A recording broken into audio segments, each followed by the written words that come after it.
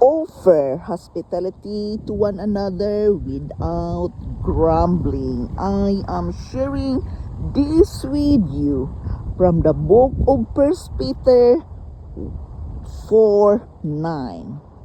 God wants us to be supportive to each other.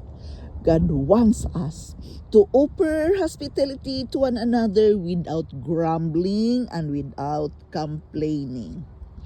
If you are living a godly life, you must know how to act about this, how to do yourself towards this, to offer hospitality to one another without grumbling and without complaining.